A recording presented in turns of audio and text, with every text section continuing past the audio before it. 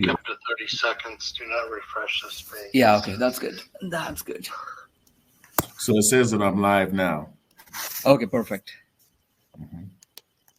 Hey, Mark. Now it says, welcome to the broadcast. We'll start shortly. Okay, that's good. So, Jeff, do you wanna show your video, or do you wanna? Yep. I can see you too, Red. You guys are on. Okay, perfect. I'm gonna hang up. Okay, that's good, Mark. Thank you. Bye. How do we know if anyone is actually? I don't see any but two of us. Okay, so I don't know either. So I see there are 4 people. Like at the bottom, it shows Oh, like okay. I see. beside on air, it shows the number of people in there. Okay, so I'm Okay. going to go ahead. Yeah, how about I turn off my video and you could either share your screen or share your video and you can start talking. Sounds good. Sounds good. All right. Thanks, Reddy. Hello, everyone. This is Certified College Funding Specialist Jeff Taylor with Pay Zero for College. And we're going to be talking about various strategies as it relates to paying zero for college. What I want to do here, I see that we have 4 participants so far. I want to get. Let me interrupt you for a second. Yes. Can you speak a little bit louder? Your voice is coming low. Okay. Okay, I can do that. That's better. Actually. Well, matter of fact, why don't we ask the audience? Can you hear me clearly? Why don't we see if we can get a little participation from those who are signing in? If you could just let me know that you can hear me, and you can type in the chat to let me know, Jeff, I can hear you. It sounds it's loud and clear. If you can do that for me, I greatly would appreciate it. Thank you so much, yes. Casey. Thank you so much, Casey. If there was a thank you, very much. Fantastic. Thank you so much. What I want to do here is I was toying between showing you a PowerPoint. Thank you very much. Versus case design. And I think what we're going to do is get into some case design. I did a workshop Monday night on the impact of home equity or the negative impact of home equity. And we related that conversation to how that when parents are confronted with selecting the best type of loan, how that they oftentimes consider home equity, but they do it at the wrong time. And so it was an awesome conversation. It opened the door to some great questions, and I'm hoping to have the same kind of dialogue with you because I'm going to show you an actual case design of a family financial aid scenario. And I'm assuming that I've got some business owners on here. I'm assuming that we have some real estate investors and so forth. And so my intent is to talk about financial aid from that perspective with the specific intent of getting into various strategies that relate to paying zero for college.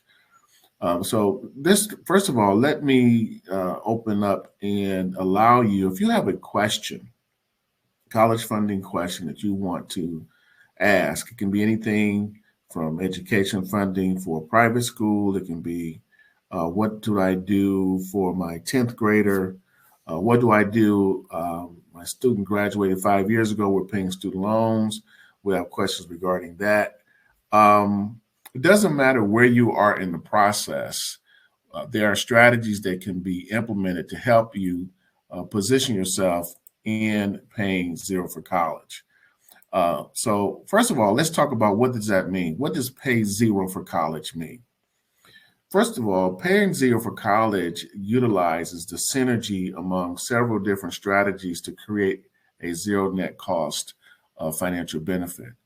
And the reason why that's so awesome and incredible is because it includes both the parent and the student. So you have the parent side of these strategies, and then you have the student side of these strategies. And the number one goal is to protect the parents. Now, put this in your notes. The number one goal is to protect the parents present and future income and assets. Let me say this again, because this is really important. The number one objective of the Pay Zero for College process is to protect the parents' present and future income and assets, not pursuing scholarships. And the reason why we don't spend a time pursuing scholarships is because it doesn't work. I was at the airport the other day and was talking with someone about college planning. And he said, well, can't someone just go online and look for scholarships? I said, they can. Of course they can. You can go online and look for whatever you want, but it doesn't mean you're going to get it. Doesn't mean you're going to have favorable results. And that's one of the misconceptions regarding scholarships and paying for college, is that you can just go online and if you find 10, you apply for 4, you'll get 3. Those are all lies, ladies and gentlemen. And unfortunately, in my line of work, I get the phone call after the parent finds out that that's not true. By this time, they've gotten the first bill or maybe the second bill, and they're feeling the pain of having to pay for college because of the assumptions that they made about the college funding process that are just not true. We talk about, and I'm going to get into this in a moment here, we talk about positioning the student for maximum funding, which is a strategy or coaching process that teaches the student how to own the process. Very, very powerful, because it shows the student how schools award funding and how do they position themselves to attract the maximum dollars. Very, very, very powerful information. So, well, I don't even really like to call it information. I like to call it coaching because it's solution-based. And so the very first step in our process that we want to address is and are the mistakes that are being made by the parent and the mistakes that are being made by the student. And so today I was having a conversation with another financial advisor, and they were asking me, well, what separates you from other resources? And I said, well, we provide solution-based education. And she says, well, what do you mean by that? I said, well, unfortunately, I've interviewed nearly 3,000 people. And I'm at a point now in my career where there have been that I can listen to 5 to 10 minutes of the conversation and I already know where it's going. Why? Because people repeat the same patterns over and over again. And what I discovered was not only is it that the mistakes are the leading cause to education funding error, but most parents wait until they are in what I call the pain threshold. The pain threshold is the emotional distress that the parent feels when they realize that they are under prepared. And so I'll get into some of that as I go through the different modules. But I want to take a few minutes to really dig into an actual case design, an actual financial aid report, because my intent is that all of you will register for the education funding risk assessment, which is complimentary. It is the first step in identifying, once again, the mistakes that you're making. Once you understand and can see the mistakes that you're making, and those mistakes are quantified.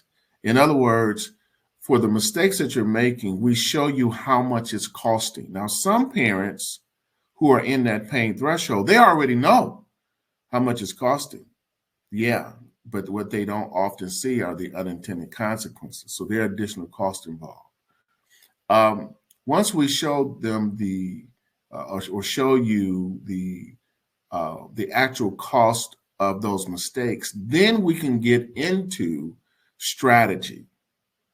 Now we're talking about solution-based coaching that is based on your situation. You're going to see as we get into this case design here, the reason why you should never, ever, parents, listen to me, moms and dads, listen to me. please do not compare your situation to someone else's situation and making an assumption that the same thing is going to happen for you, because it's not. If it does, it's just because of coincidence and not because of some type of predictable series of steps that create the same result every time. So, okay, so let's get into this. I'm hoping, because my ability to really demonstrate specific value is that if you ask me questions. If you sit back and just watch the video, which we can do that when we're in these types of forums, and if that's a huge mistake, because again, the majority of parents reach out to me after they are in the some form of pain threshold, and I'm trying to protect you from falling into that trap. If you're already in the pain threshold, then we need to be having a conversation about how do we prevent it from getting worse and avoiding the negative consequences that come with that particular situation. Okay, so let me walk you through here. What you're going to be looking at here is a financial aid calculator. Now, this calculator, ladies and gentlemen, is not available to the public. You can't go and get this. Now, if you wanted to get your certification in college planning and go through the courses and all of that and spend hundreds of hours learning how to do this, that's a different story. So, because I get this often, where can I get that software? That is not available to the public. It's kind of like a tool that is used by the professionals in our organization. Just as in your career or field, there may be proprietary tools that you have available. This is just not available to the public. It would be unfair to even give this to you, even if we could, because there's a huge learning curve. And more importantly, if you don't know how to use it in terms of putting together strategies, it's of no use to you. Okay, so let's get into this. And I know some of you are getting ahead of me and you probably are already looking through this, but let me just give you some sense of what we're talking about here. I'm going to change this one item here because this is not correct real quickly. So this is a report we've run on a family for a variety of different situations. One situation is what we're trying to do again is show the family the mistakes that they're making based on their overall picture, which includes, and this one is just a financial picture. There's another piece we run that includes the student's GPA and other admissibility factors. Okay, so you can see here that this is a scenario that has a single parent. They're 51 years old. They are residents of the state of Michigan. We work with parents throughout the country, so it doesn't matter to us where you live. And we work on behalf of the parent and not the school. You can see here on the before side, and then please stay with me because this is going to be very, very relevant to where we're going. And I don't want you to miss something in the course of my conversation. But you can see here that this dad's adjusted gross income is $200,000. His earned income is $225,000. Okay. You can see that he's putting $25,000 into a 401k plan. 401k plans are considered untaxed income. Give you a quick tip here. Contributions to 401k plans will work against you in the aid process because that is considered a resource. You can see here, this is the federal taxes that are being paid at the person's current income. And then you can see here that they have $25,000 in their checking account, cash and savings. They have $150,000 in a college 529 plan, $70,000 in investments, $300,000 in home equity, and $425,000 in retirement funds. Now, let me say something here. Remember, parents, when I said, please do not compare yourself to this person. Again, this is a huge mistake that parents do. So please, my intent here is to talk about strategy. not to necessarily talk about what you should or should not be doing, because there is no substitute, once again, for completing the risk assessment and having that done based on your situation.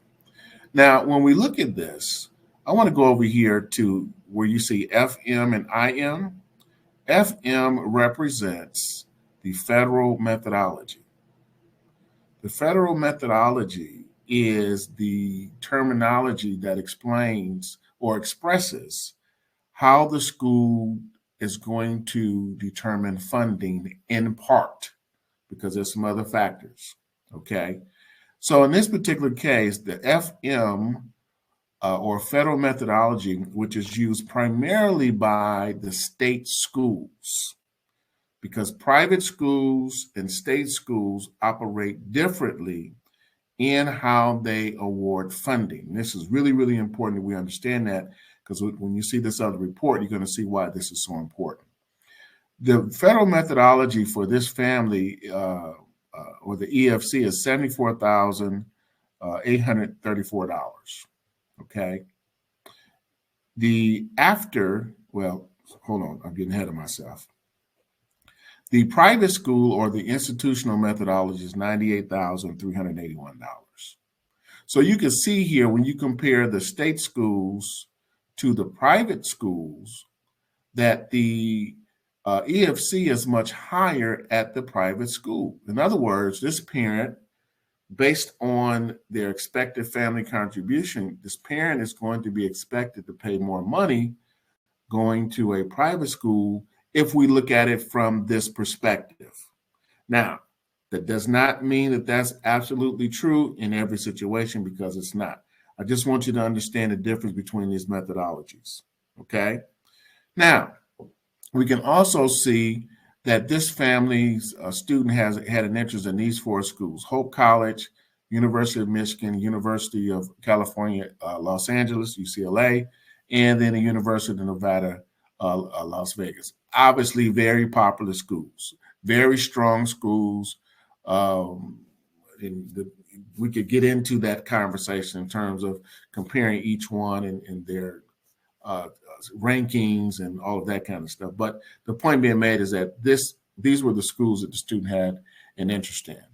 When we run this report for a family, we will run up to 15 schools so they can see the difference between how schools are going to treat them, or potentially is going to treat them from a financial aid perspective. Now, when we do the risk assessment here, what we're looking for are opportunities that the parent is sitting on and he don't see it. Same thing for the student. We're looking for opportunities that the student is not aware of that we will go through once we have that risk assessment. So, for example, one of the things we ask the student is how do the schools award funding that you have an interest in? And you would be amazed of the answers to that question. But the point being made is that we use that to help us to understand where you're at so we can show you the mistakes that you're making. So in this particular situation, you're looking at the after scenario, okay? This is after we have done the risk assessment. In this particular case, the dad, because he was a business owner, he was sitting on an additional 65, or excuse me, let's see, that's 40, is that 40? Yeah, $65,000 in tax deductions that he was not taking advantage of. Let me say that again. This dad had $65,000 in tax deductions that he was not taking advantage of. Well, because of that, it took his earned income from 225 to 160. And you're going to see why that's important in a few minutes, okay? As we scroll down here, what that did was that brought his federal taxes from $22,000 to $17,000. As a matter of fact, this should be corrected and brought down to $13,000. So automatically, this dad is going to save literally $12,000 a year in taxes that he will not have to pay, not by skirting the system and playing games with the government. No, simply by following various strategies that he was completely unaware of, despite the fact that he had a tax preparer who was just unaware of the various strategies that could be implemented to help him in his situation. Very powerful. What that does is, and the reason why I love talking about this, is because this type of scholarship, ladies and gentlemen, has nothing to do with the student's grades. It has nothing to do with the student's choice of schools. It has nothing to do with their test scores. This is all about tax strategies. Now, we can do a two-part course just on that. As a matter of fact, we provide continuing education credits to certified financial planners and certified public accountants in teaching them these strategies. In other words, they come to us to learn how to do college planning. All right. So in this case, again, you can see here that he reduced his tax liability substantially, which in this case, he created a $12,000 scholarship.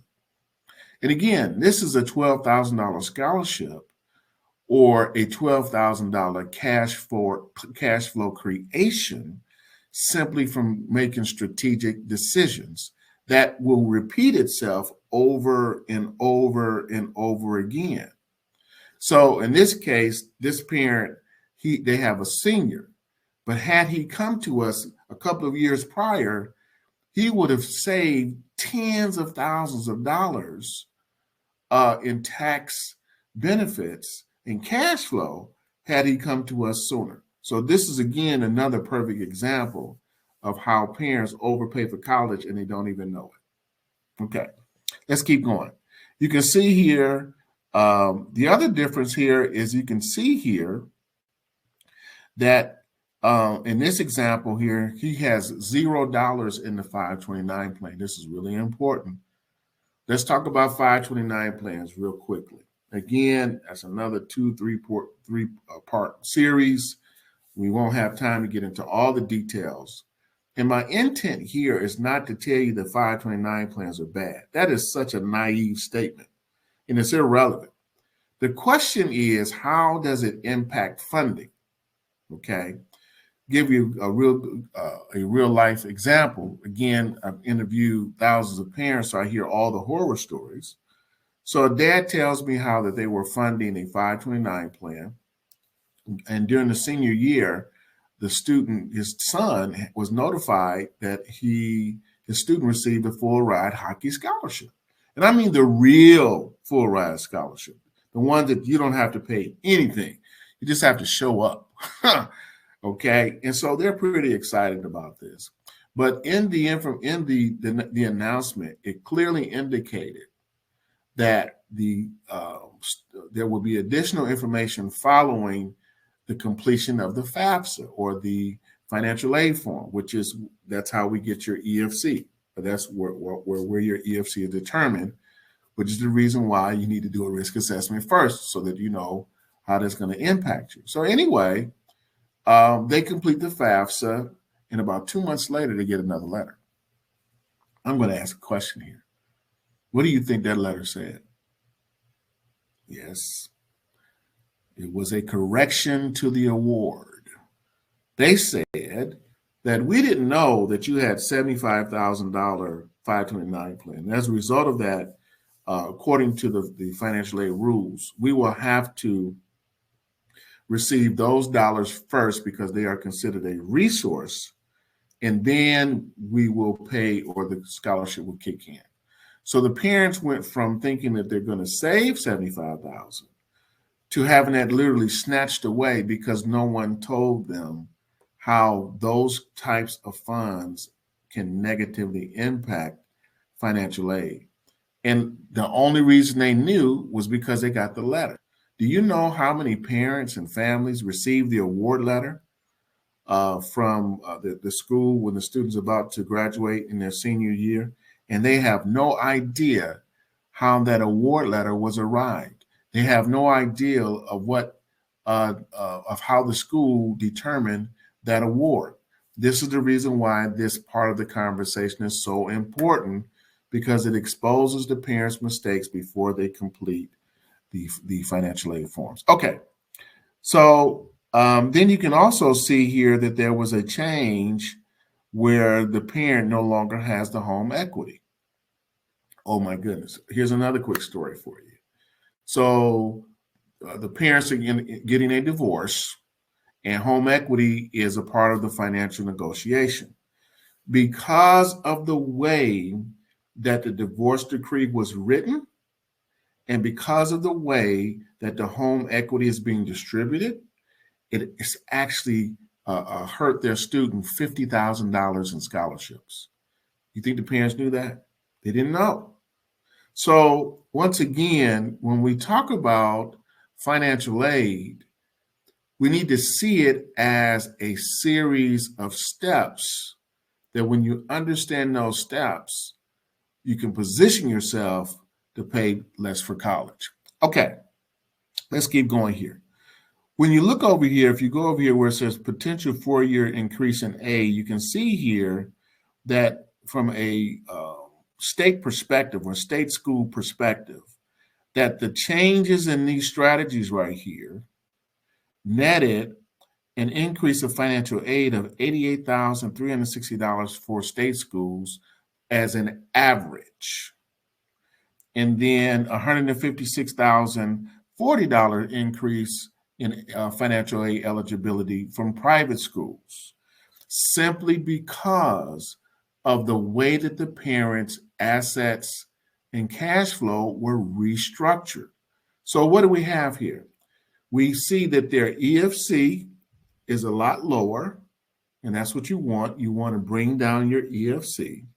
And what else happened? The tax advantages. The tax advantages alone, again, is $12,000 a year. So when we talk about paying zero for college, ladies and gentlemen, it's all about knowing the rules and using those rules to your advantage. Again, not manipulating the process, not telling lies to the government. No, you are utilizing the process to your advantage. Let's keep going. So let's review these 4 schools. Now, again, this is another aspect of this process. There's probably 2 to 3 different classes, maybe even 4. I'm not going to get that deep into this. Matter of fact, I want to stop talking in about 7 minutes, because I try not to talk longer than 35 minutes. If you have a question, please put it in the chat. Now, I can't see the chat right now because I have my screen share on, but I will come back to your question. And if I have to use my calculator here to answer your question, I will. But please, please do not sit idle just listening. You want to engage me while you have me in front of you. Okay, so you can see here you have these 4 different schools. We can see the annual cost of attendance for each of these schools. Okay, you can see that UCLA is the most expensive school out of this list when we talk about cost of attendance. Here is a warning, ladies and gentlemen. The cost of attendance does not determine how much you're going to pay for college in a vacuum. There are other parameters, there are other factors that dictate your actual cost, okay? So please never look at retail price as a determination of whether or not you think you want your student to apply to a school. You want to make sure that you have this report done. I'm going to skip down here because we've talked about the EFC, the expected family contribution. Yeah, I'm going to skip these numbers here. That gets into some admissibility things. I want to go down to the bottom. What you're looking at here is that change in EFC or lowering of the EFC is historically impacting, or the school is showing you how that they have responded to that from an average perspective with other families who fit the same scenario. And this is really important we understand this, because the school is going to treat you as an individual. Oh my goodness, my goodness, my goodness. That's another class to itself as well. But you can see here When we look at the financial aid eligibility for UCLA, we can see here that there was an increase of $16,105, which netted a gift aid eligibility increase of $12,000 a year, which is $48,000 over a 4-year period, which is a number that we're seeing here. This is really important, ladies and gentlemen, because what this is telling you is that for this family, their best opportunity may come from UCLA. Why do I say may? It's because this is an estimate of potential aid. There were still other factors that go into selecting a student for scholarships and grants. Well, then why should you use this report? Because it gives you some perspective of how the school thinks and the possibility of what it could look like if you chose one of these, if your student chose one of these schools. Extremely important information. Why? Because if UCLA is not, let's just say UCLA was not my first choice, or not the student's first choice, but Hope College was. Based on the numbers, what is this telling you? This is telling you that UCLA is going to be a better deal from a financial perspective. So when we go to the bottom and we can see here that this school is providing $48,000 more money from a historical perspective, then that gives you more perspective on which school to pick or schools to apply to. Very, very, very important. Okay, so let me go back to the screen. Let me see if anyone asked me any questions. Let me turn the screen share off. Let's see. I don't have any questions. Wow. I don't have any questions from anyone. Okay. Well, listen, I'm going to cut it short. I don't want to keep talking. I've learned that if no one is asking questions, that means that they've heard what they wanted to hear. So let me just say this to you. If you're interested in learning more about various strategies that you can use to learn how to pay zero for college, I'm going to put my link in here, and I want you to go to Calendly. Okay, that's calendly.com/pay zero for college.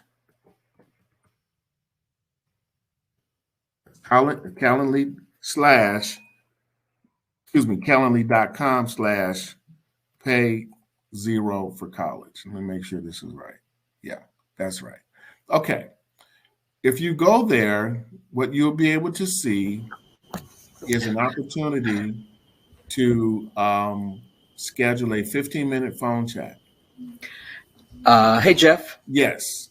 One other thing, I just typed in the URL of our website. Yes. They can just go to that website and actually when they scroll down, they'll be able to see the they can just click on that link and schedule a session. Okay, so you can go ahead and put that. Feel free to put that in. Yeah, fantastic. I already put that in, and they can. I mean, the name of the website is zerocollegetuition.com. Fantastic. So you have that, and then you have an opportunity to pick the time that you want. If you just want a 15-minute phone chat, you're not ready to do a risk assessment. You're just not there yet. Okay, no problem. But you have some questions, some things you kind of want to talk with me about. Set up the 15-minute phone chat. Okay. When you send me the phone chat, I'm going to send you an email saying, hey, I got your appointment. Do you have some questions that you want me to prepare for? Can you kind of give me some insight? And then what I can do is send you 1 or 2 videos that may speak to what you're concerned about. So when we talk, we'll have a far more engaging conversation, which is my intent. I want you to be an informed guest. I want you to have some sense of how you can be helped, because I want to give you hope, and so that you can see that you're not in this thing by yourself, and that you can beat the high cost of college when you know the rules. Okay. The other piece of it is that you say, hey, Jeff, look, I'm ready to do a risk assessment. I don't have to I don't need a 15-minute chat. I want to get this. I want to spend some time with you and complete the risk assessment. Once you do that, and again, we get the invitation, we're going to send you the questionnaire with a short video. It'll probably take you, the average parent is telling me about 20, 25 minutes to fill it out. Okay. You're going to send it back to us, or send it back to me. Then we're going to go through it. I'm going to ask you a series of questions, again, to quantify the mistakes that you're making. And then we can get into the strategies to reverse that situation. All right. So last call. Jeff, I have a question. Like, at what stage, at what stage do they have to contact you? Like, is there anything like too early or too late to contact you? Like, thank you very much. Because I have like little kids, like 6 years and 3 years old. Is it too early, or is it like, do you offer for any age whenever they're going to college? Beautiful question, beautiful question, beautiful question. Let me roll this into what we just talked about and answer it at the same time. So this dad, who was he and his wife were putting this money into this 529 plan, they had started it 10, 15 years earlier. Okay. But because they didn't have a risk assessment, and they didn't know what they were doing, they didn't understand that the way that they were saving for college, they were actually working against the hard work and sacrifice of their student. There's another thing it also was creating. Those types of plans, and again, this has nothing to do with saying that 529 plans are bad. That's irrelevant. Again, that is a naive statement to make. But it also creates a retirement sinkhole, because those types of plans are what we call save and deplete. Save and deplete. Those are the worst ways that you save for college, because what you're creating is a retirement sinkhole that you just don't see. So when parents ask me, when should we come and see you, I have a very simple answer for that. I'm going to answer it two ways. Number one, I want you to come and see me before you're feeling the pain. That's critical. Secondly, I want you to come to see me when you see the blue line on the stick. And moms, you know what I'm talking about. When you see that blue line on the stick, and you know 9 months later there's a little person coming in this world, you need to call me. and let's have a conversation about protecting your present and future income and assets, because a great college plan, ladies and gentlemen, is about protecting the present and future income and assets of the parent first, so that your college plan should also include the other financial needs that you have, all with the same budget. Oh my goodness, I love my job. I love what I do. Parents tell me all the time, Jeff, where were you 5 years ago? Where were you 10 years ago? How come you don't know my high school counselor? You need to meet my youth leader minister, or you need to come and speak at our parent group. As a matter of fact, I'll close on this. If you are connected to a parent group or organization that works with parents, I would love to offer you a free workshop where you can actually pick the course that you want us to do, and we'll provide a free course for your group or organization. All right, I'm done. There were no questions, so I'm looking forward to seeing all of you before you experience the pain threshold, right? And when you see the blue line on the stick. Go ahead. Yep. Thank you very much, Jeff. Thanks for my answer. At the same time, whatever information you have given is very valuable, and to all the attendees. And one other thing I would suggest is right now, the people who are attending may not be having a requirement for themselves, but you might know somebody who might need this help. So feel free to send them to this website, zerocollegetuition.com, and they can still register for a 15-minute session. So that way they can have some assessment, and then if they need more time, then they can always go for the 60-minute session. Yes, they certainly and can. You'll be doing them a favor. Actually, you'll be doing them a huge favor by doing that. Mm-hmm. Huge favor. Yeah. Okay. Well, hey, thanks, families, for coming to hang out with me. I look forward to talking with you. Hey, let's connect soon. Have a great Christmas and great holiday, and looking forward to seeing you sometime in the near future. Take care. Yeah. Thank you very much. Bye bye. Bye bye.